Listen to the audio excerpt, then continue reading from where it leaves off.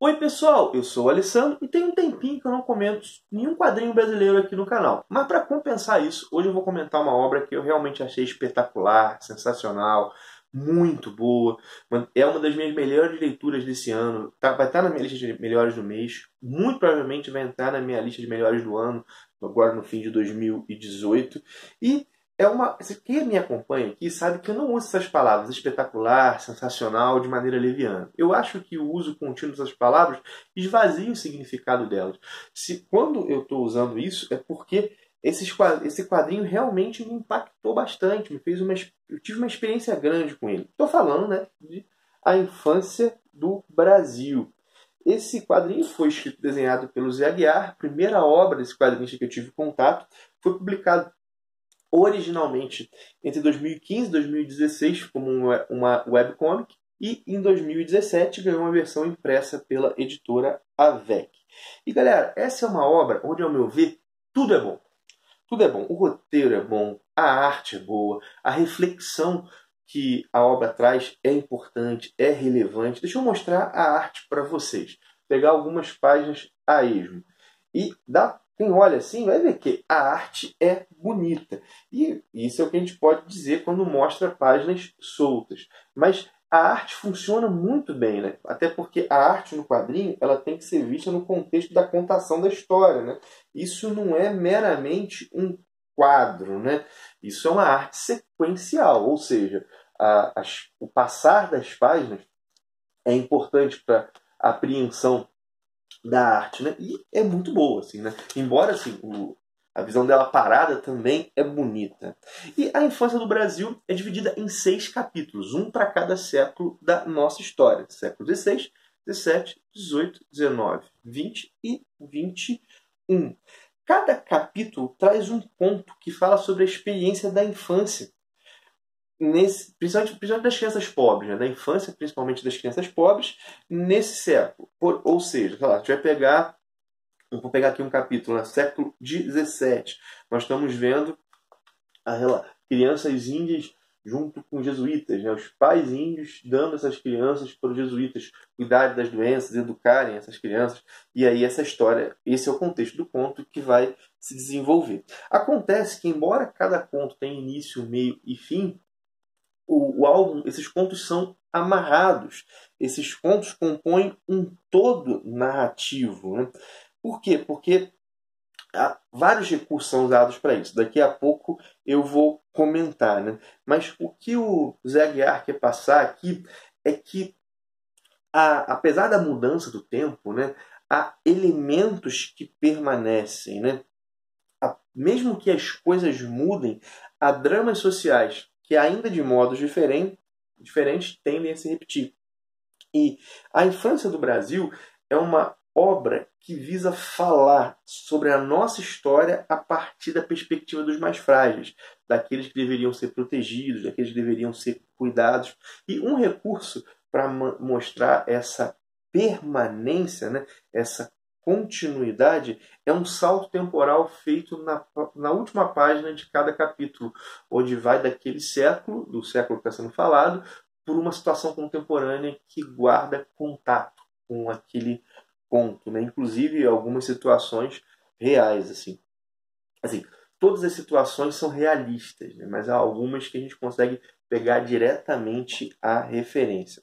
Outra maneira que o José Aguiar utiliza para mostrar essa permanência é a repetição dos mesmos nomes, né? Gabriel e Ana, em crianças das diversas fases da nossa história. Esse recurso é um recurso que o Gabriel Garcia Marques usou nos 100 Anos de Solidão, né? Que os nomes se repetiam, né? Zé Arcádio, Aureliano. Aqui, ainda que de maneira diferente, o objetivo é o mesmo, né? Através da repetição dos nomes, mostrar certa permanência, mostrar assim, situações que se repetem, e que algumas, claro, que há mudanças, né? Mas tipo, é como se ele estivesse dizendo, né? Ele não está falando da Ana e do Gabriel, mas da criança em cada momento. É bem legal isso, é bem legal. E um dos contos que eu mais gostei é ambientado no contexto da Lei do Ventre Livre. Inclusive, é inspirado num fato que realmente aconteceu, que é uma uma escrava processando a patroa por maus tratos à filha dela, porque a lei do ventre livre dizia que crianças negras nascidas no Brasil não nasceriam escravas, ficariam sob a tutela do senhor até uns 8 anos, não estou lembrando bem agora, e após isso o Estado deveria arcar, e essa criança ela sofre maus tratos, é tratada como escrava e a mãe processa. Cara, é um senhor conto, né? O primeiro conto também, né? O primeiro conto é um parto, né? Um parto que acontece no século XVI. É muito bom, cara. É muito bom. Tudo é muito bom, mas esses são os que mais me tocaram. O fechamento da história também é muito legal. E a infância do Brasil tem muita pesquisa por trás da história que é contada, muita mesmo.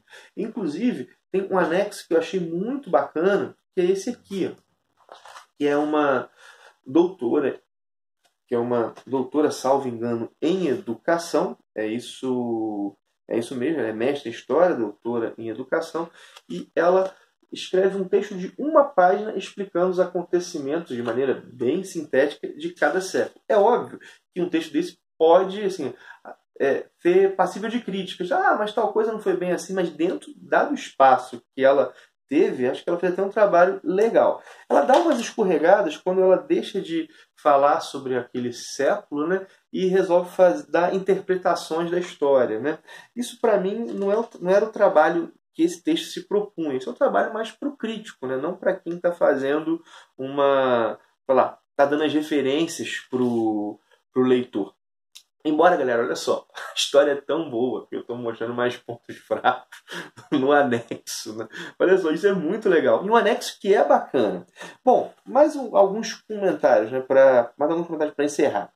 Uma coisa que o Zé Aguiar podia ter feito para deixar o quadrinho mais preciso de um ponto de vista histórico, né, é utilizar um linguajar mais próximo à linguagem do tempo em que se passa o conto. Isso não acontece, né? A linguagem é praticamente a mesma, né, em todos os contos, né?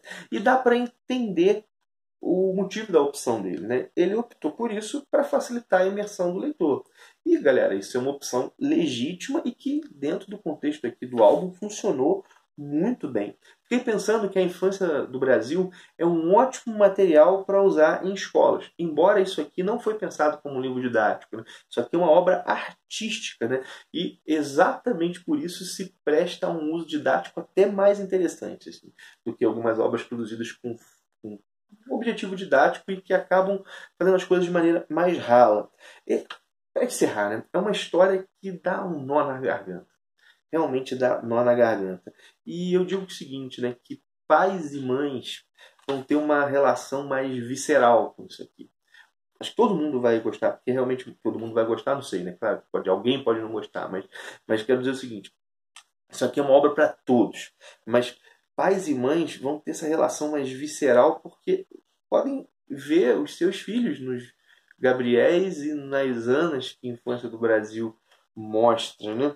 Assim, foi o que houve comigo, assim. Eu tenho um filho de pouco menos de 2 anos, né? 1 ano e meio, e isso aqui mexeu comigo nesse sentido. Bom, já falei demais, rasguei elogios aí, mas é porque realmente gostei muito da obra. Tá aí os comentários sobre a infância do Brasil. Peço que, se você gostou do vídeo, deixe o teu bom e velho joinha. Se não é inscrito no canal, se inscreva. Fala aí, já leu Infância no Brasil? No Brasil? Não leu? Se interessa por esse tipo de quadrinho? Eu realmente acho que é uma experiência que vale muito a pena. Isso aqui, o cara usou a nossa história como matéria-prima para uma obra de arte que tem relevância. E não só isso, né, que é muito bem feita, assim, é muito bem feita, mexe com a gente. Bom, falei demais, um abração e até o próximo vídeo.